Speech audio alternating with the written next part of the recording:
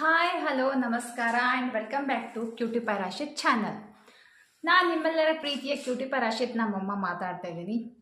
ಇವತ್ತೇನಪ್ಪ cutie pi ಬರೋ ಬದಲಿ cutie pi ನಮ್ಮಮ್ಮ ಬಂದಿದ್ದಾರ ಅಂತ ನೀವೇನು ಯೋಚನೆ ಮಾಡ್ತಾ ಇರ್ಬೋದು. ಎಸ್, ಇವತ್ತು ಕ್ಯೂಟಿ ಪೈ ರಾಶಿತಿಂದ ಏನು ವಿಡಿಯೋನಿಲ್ಲ, ಏನು ಒಂದು ನಕರ ಬಾಜ್ ಡ್ಯಾನ್ಸ್ ಅದು ಏನಿಲ್ಲ. ನಾನು ಒಂದು ಸ್ಪೆಷಲ್ ಟಾಪಿಕ್ ಮೇಲೆ ವಿಡಿಯೋ ಮಾಡಬೇಕು ಅಂತ ಬಂದಿದ್ದೀನಿ. ಅದೇನಂತಂದ್ರೆ ನಿಮಗೆಲ್ಲ ಗೊತ್ತಿರೋ ಹಾಗೆ ಶ್ರಾವಣ ಮಾಸ ಸ್ಟಾರ್ಟ್ ಆಗಿರೋದು. ಸೊ ಶ್ರಾವಣ ಮಾಸ ಸ್ಟಾರ್ಟ್ ಆತಂದ್ರೆ ನಮಗೆಲ್ಲ ಒಂದು ಹಬ್ಬನ ಅಂತ ಹೇಳ್ಬೋದು.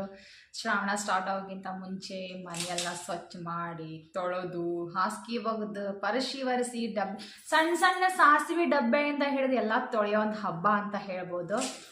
ಸೊ ಇವಾಗ ಶ್ರಾವಣ ಮಾಸನೂ ಬಂತು, ಇದ್ರ ಜೊತೆನೇ ಆಷಾಢ ಮಾಸನೂ ಅಂತಿರ್ತೈತಿ.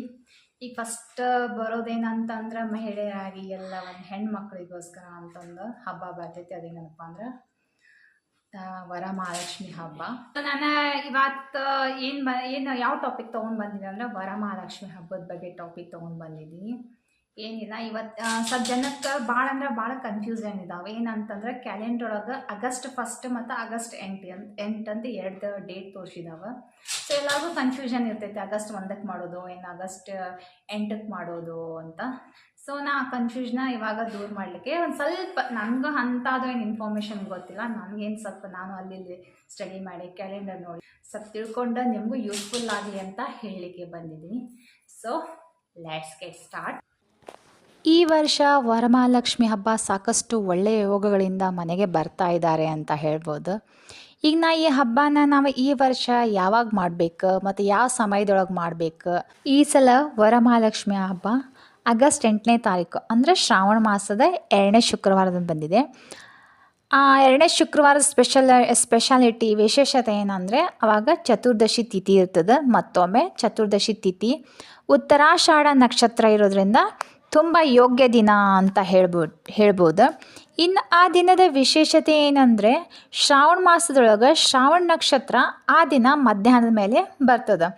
ಅದಕ್ಕೆ ಸಾಕಷ್ಟು ಆ ನಕ್ಷತ್ರ ಯೋಗಗಳನ್ನು ತರ್ತಾ ಇದೆ ಅಂತ ಹೇಳ್ಬೋದು. ಇನ್ನು ಆಗಸ್ಟ್ 8ನೇ ತಾರೀಕಿದ ಆ ದಿನದ ಫಸ್ಟ್ ಅಂದರೆ ಟೈಮಿಂಗ್ಸ್ ಇರ್ತಾವಲ್ಲ, ಒಬ್ಬೊಬ್ಬರಿಗೆ ಬೆಳಗ್ಗೆ ಮಾಡೋಕ್ಕಾಗ್ತದೆ, ಒಬ್ಬರಿಗೆ ಮಧ್ಯಾಹ್ನ ಮಾಡೋಕ್ಕಾಗ್ತದೆ, ಒಬ್ಬರಿಗೆ ಸಾಯಂಕಾಲ ಮಾಡೋಕ್ಕಾಗ್ತದೆ. ಸೊ ಬೆಳಗ್ಗೆ ಮಧ್ಯಾಹ್ನ ಸಾಯಂಕಾಲ ಯಾವ್ಯಾವ ಶುಭ ಲಗ್ನ ಇದ್ದಾವೆ ಅಂತ ನಾನು ಇವಾಗ ಹೇಳ್ಕೊತ ಹೋಗ್ತೀನಿ. ಮೊದಲೇ ಶುಭ ಲಗ್ನ ಅಂದರೆ ಶುಭ ಮುಹೂರ್ತ ಬಂದುಬಿಟ್ಟು ಕರ್ಕ ಲಗ್ನ ಅಂತ ಹೇಳ್ಬೋದು. ಮತ್ತೊಮ್ಮೆ ಮೊದಲೇದ್ದು ಶುಭ ಲಗ್ನ ಕರ್ಕ ಲಗ್ನ ಅಂತ ಹೇಳ್ಬೋದು. ಇದು ಅತ್ಯಂತ ಒಳ್ಳೆಯ ಶುಭ ಒಂದು ಮುಹೂರ್ತ ಅಂತ ಹೇಳ್ಬೋದು. ಟೈಮಿಂಗ್ ಬಂದುಬಿಟ್ಟು ಮುಂಜಾನೆ 5:30ರಿಂದ 6:30ವರೆಗೆ ಒಳ್ಳೆಯ ಶುಭ ಫಲ ಇರ್ತದೆ ಅಂತ ಹೇಳ್ಬೋದು. ಮತ್ತೊಮ್ಮೆ ಟೈಮಿಂಗ್ 5:30ಯಿಂದ 6:00ವರೆಗೆ ಅಂದರೆ ಮುಂಜಾನೆ 5:30ರಿಂದ 6:00ವರೆಗೆ ಶುಭ ಫಲ ಇರ್ತದೆ ಅಂತ ಹೇಳ್ಬೋದು. ಆ ಟೈಮ್ನೊಳಗೆ ನೀವು ದೇವಿಗೆ ಒಂದು ಕೆಂಪು ಸೀರೆ ಹಾಗೂ ಬಿಳಿ ಬಣ್ಣದ ಸೀರೆನ ಉಡಿಸ್ಬೋದು. ಅದ್ರ ಜೊತೆಗೆ ಇಲ್ಲಪ್ಪ ಅದು ಒಂದೇ ಸಿಂಗಲ್ ಕಲರ್ ಬೇಡ ಅಂತಂದರೆ ಕೆಂಪು ಸೀರೆಗೆ ಬಿಳಿ ಬಣ್ಣದ ಬಾರ್ಡ್ರ್ ಇರೋ ಸೀರೆ ಅಥವಾ ಬಿಳಿ ಸೀರೆಗೆ ಕೆಂಪು ಬಣ್ಣದ ಬಾರ್ಡ್ರ್ ಇರೋ ಸೀರೆನ ಉಡಿಸ್ಬೋದು ಅಂತ ಇರ್ಬೋದು. ಇನ್ನು 2ನೇ ಮುಹೂರ್ತ ಬಂದುಬಿಟ್ಟು ತುಲಾ ಲಗ್ನ ಅಂದರೆ ಲಗ್ನದ ಅಧಿಪತಿ ಶುಕ್ರದ ಆರಾಧ್ಯ ದೇವ ಯಾರು ಹೇಳ ಲಕ್ಷ್ಮೀ ದೇವಿ. ಅಂದರೆ ನಾವು ವರಮಹಾಲಕ್ಷ್ಮಿ ಏನು ಮಾಡ್ತೀವಲ್ಲ ಆ ದೇವಿ ಶುಕ್ರದ ಆರಾಧ್ಯ ದೇವತೆ ಅಂತ ಹೇಳ್ಬೋದು. ಇನ್ನು ಟೈಮಿಂಗ್ ಬಂದುಬಿಟ್ಟು ಮುಂಜಾನೆ 11:02 1:00ವರೆಗೆ ಒಳ್ಳೆಯ ಶುಭ ಮುಹೂರ್ತ ಅಂತ ಇರ್ಬೋದು. ನೋಡ್ರಿ ಇಲ್ಲೇ ನಿಮಗೆ ಟೈಮ್ ಬಂದುಬಿಟ್ಟು ಭಾಳ ಸಾಕಷ್ಟು ಟೈಮ್ ಇರ್ತೈತಿ. ಮತ್ತೊಮ್ಮೆ ಹೇಳ್ತಾ ಇದ್ದೀನಿ, ಮುಂಜಾನೆ 11:02 ಮಧ್ಯಾಹ್ನ 1:30 ಒಳ್ಳೆಯ ಶುಭ ಮುಹೂರ್ತ ಇರ್ತದೆ ಅಂತ ಹೇಳ್ಬೋದು. ಈ ಟೈಮ್ನಾಗ ನೀವು ಸ್ವಲ್ಪ ಸಾಕಷ್ಟು ಟೈಮ್ ಇರೋದ್ರಿಂದ ನೀವು ಚೆನ್ನಾಗಿ ಒಂದು ತಯಾರಿ ಮಾಡ್ಕೋಬೋದು ಅಂತ ಹೇಳ್ಬೋದು. ಅದ್ರ ಜೊತೆಗೆ ಮೂರನೇ ಮುಹೂರ್ತ ಬಂದುಬಿಟ್ಟು ಮಧ್ಯಾಹ್ನ 2:10 2:30ವರೆಗೆ ಮುಹೂರ್ತ ಇರ್ತದೆ ಅಂತ ಹೇಳ್ಬೋದು. ಬಟ್ ಇಲ್ಲೇ ಟೈಮ್ ಭಾಳ ಅಂದ್ರೆ ಭಾಳ ಕಡಿಮೆ ಇರ್ತೈತಿ. ಅನುಕೂಲ ತಕ್ಕಂಗೆ ನೀವು ಮಾಡ್ಬೋದು. ಅಂದರೂ ಹೇಳ್ತಾ ಇದ್ದೀನಿ, ಮಧ್ಯಾಹ್ನ 2:10 2:30ವರೆಗೆ ಒಂದು ಮುಹೂರ್ತ ಇರ್ತದೆ.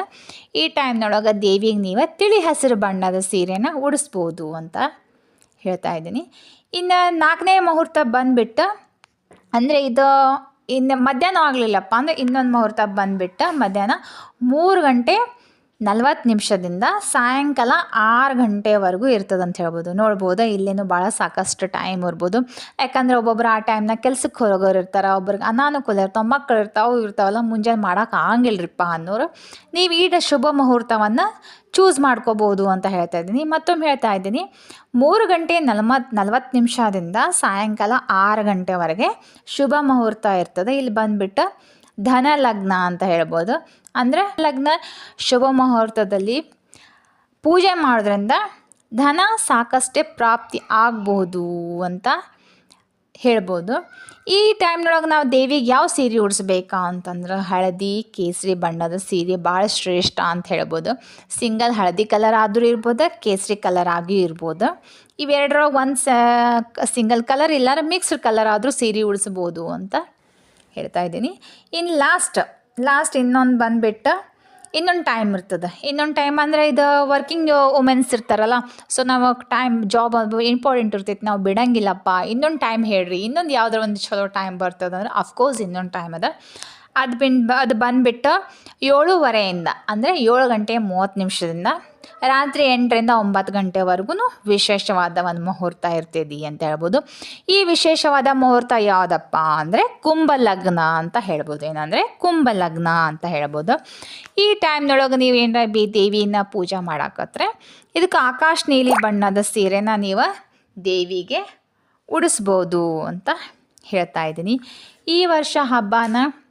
ಈ ವರ್ಷದ ವರಮಹಾಲಕ್ಷ್ಮಿ ಹಬ್ಬನ ಯಾರು ಬಿಡಕ್ಕೆ ಹೋಗಬೇಡ್ರಿ. ಯಾಕಂದ್ರೆ ಅತ್ಯಂತ ವಿಶೇಷವಾದ ಒಂದು ಈ ವರ್ಷ ಒಂದು ವರಮಹಾಲಕ್ಷ್ಮಿ ಹಬ್ಬ ಒಳ್ಳೆ ಟೈಮ್ ಒಳಗೆ ಬಂದೈತಿ ಅಂತ ಹೇಳ್ಬೋದು. ಶ್ರಾವಣ ಮಾಸ ಪ್ಲಸ್ ಶ್ರಾವಣ ಶುಕ್ರವಾರ ಪ್ಲಸ್ ಅದರಲ್ಲಿ ಶ್ರಾವಣ ನಕ್ಷತ್ರ ಬಂದಿರೋದ್ರಿಂದ ಈ ವರ್ಷ ವರಮಹಾಲಕ್ಷ್ಮಿ ಹಬ್ಬ 7 ಒಳ್ಳೆಯ ಯೋಗಗಳನ್ನು ತಂದಿರೋದ್ರಿಂದ ನೀವು ಯಾರು ಇದನ್ನ ಮಿಸ್ ಮಾಡ್ಲಿಕ್ಕೆ ಹೋಗಬೇಡ್ರಿ. ಎಲ್ಲರೂ ಖಂಡಿತವಾಗಿ ನಿಮ್ಮ ಮನೆಯಲ್ಲಿ ಆಚರಿಸಿಕೊಳ್ಳಿ ಅಂತ ಹೇಳ್ತೇನೆ. ಹಾಯ್ ಬೇಟಾ. ಹಾಂ, ಪೂಜಾನ ಮಾಡೋಣ, ಮುಂದಿನ ತಿಂಗಳ ಮಾಡೋಣ. ಓಕೆ, ಖಂಡಿತವಾಗಿ ಮಾಡಿರಿ ಅಂತ ಹೇಳ್ತಾ ನಾನು ಈ ಟಾಪಿಕ್ಕಿನ ಬಗ್ಗೆ ಇಲ್ಲಿಗೆ ಮುಗಿಸ್ತಾ ಇದ್ದೀನಿ. ಸೊ ಇವತ್ತಿನ ಈ ವಿಡಿಯೋನ ಇಲ್ಲಿಗೆ ಎಂಡ್ ಮಾಡಲಿಕ್ಕೆ ಹೋಗ್ತಾ ಇದ್ದೀನಿ. ಐ ಹೋಪ್ ನಿಮ್ಗೆ ಇದೊಂದು ಸಣ್ಣ ಇನ್ಫಾರ್ಮೇಷನ್ ಭಾಳ ಅಂದ್ರೆ ಭಾಳ ಯೂಸ್ಫುಲ್ ಆಗ್ತೈತಿ ಅಂತ ತಿಳ್ಕೊಂಡೀನಿ. ಸೊ ಡೆಫಿನೆಟ್ಲಿ ಯೂಸ್ಫುಲ್ ಆಗ್ಬೋದು. ಯಾಕಂದ್ರೆ ಸ್ವಲ್ಪ ಜನಕ್ಕೆ ಭಾಳ ಜನಕ್ಕೆ ಟೈಮ್ ಡೇಟ್ ಯಾವ ಲಗ್ನ ಯಾವ ಮುಹೂರ್ತವಾಗಿ ಮಾಡಬೇಕಂತ ಗೊತ್ತಿರಂಗಿಲ್ಲ.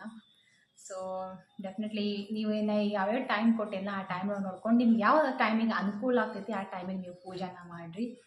ಆಮೇಲೆ ಈ ವರ್ಷ ವರಮಹಾಲಕ್ಷ್ಮಿ ಪೂಜೆ ಒಳಗೆ ನಿಮಗೆಲ್ಲ ಆಯುಷ್ಯ ಆರೋಗ್ಯ ನೀವು ಏನೇನು ಕೆಲಸ ಮಾಡ್ತೀರಿ ಎಲ್ಲ ಆ ಕೆಲಸ ಯಶಸ್ಸು ಸಿಗಲಿ, ಆಮೇಲೆ ಸಂಪತ್ತು ಬರಲಿ, ನಿಮ್ಮ ಜೀವನ ಸ್ವತಃ ಒಂದು ಹಚ್ಚ ಹಸಿರಾಗಿರಲಿ ಅಂತ ಹೇಳ್ತಾ, ಅದಕ್ಕಿಂತ ಬಿಫೋರ್ ನಾನು ಈ ವಿಡಿಯೋ ಅದ್ರ ಲೈಕ್ ಮಾಡಿರಿ, ಕಮೆಂಟ್ ಮಾಡಿರಿ. ಮತ್ತು ಇದನ್ನ ಕಮೆಂಟ್ ಮಾಡೋದ್ರ ಜೊತೆ ನಂಗೆ ಗೊತ್ತಾಗ್ತೈತೆ ನಾನು ಮಾಡಿದ್ದು ನಿಮ್ಗೆ ಯೂಸ್ಫುಲ್ ಆಗೈತೆ ಇಲ್ಲ ಅಂತ. ಪ್ಲಸ್ ಯಾರಿಗೂ ನಿಮ್ಮ ಫ್ರೆಂಡ್ಸ್ ನಿಮ್ಮ ಫ್ಯಾಮಿಲಿ ಮೆಂಬರ್ಸಿಗೆ ಅವ್ರಿಗೂ ಒಂದು ಸ್ವಲ್ಪ ಗೊತ್ತಾಗಲಿ ಅಂತ ನನ್ನ ವಿಡಿಯೋನ ಶೇರ್ ಮಾಡಿರಿ. ಆಮೇಲೆ ಮತ್ತೊಂದು ಏನು ಹೇಳಬೇಕಂದ್ರೆ ಸಬ್ಸ್ಕ್ರೈಬ್ ಮಾಡೋದನ್ನು ಮರಿಬೇಡ್ರಿ. ಸಬ್ಸ್ಕ್ರೈಬ್ ಮಾಡಲಾರ್ದ ನೋಡ್ತಾ ಇದ್ರೆ ಪ್ಲೀಸ್ ದಯವಿಟ್ಟು ಸಬ್ಸ್ಕ್ರೈಬ್ ಮಾಡಿರಿ. ನಾನು ಇದ್ರ ಜೊತೆಗೆ ಇನ್ನೂ ಹೆಚ್ಚಿಗೆ ವರಮಹಾಲಕ್ಷ್ಮಿ ಹಬ್ಬದ ಇನ್ನೊಂದು ಸ್ವಲ್ಪ ಇನ್ಫಾರ್ಮೇಷನ್ಸ್ ಇದ್ದಾವೆ, ಅವನ್ನೇ ಡೇ ಬೈ ಡೇ ವರಮಹಾಲಕ್ಷ್ಮಿ ಹಬ್ಬ ಬರುವ ತನಕ ನಾನು ನಿಮಗೆಲ್ಲ ವಿಡಿಯೋಸ್ನ ಮುಖಾಂತರ ಇನ್ಫಾರ್ಮೇಷನ್ ಕೊಡಲಿಕ್ಕೆ ಟ್ರೈ ಮಾಡ್ತೀನಿ. ಸೊ ಇಲ್ಲಿಗೆ ನಾನು ಈ ವಿಡಿಯೋನ ಮುಗಿಸ್ಲಿಕ್ಕೆ ಹೋಗ್ತಾ ಇದ್ದೀನಿ. ಸೊ ನಮ್ಮೆಲ್ಲರಿಗೂ ಧನ್ಯವಾದಗಳು.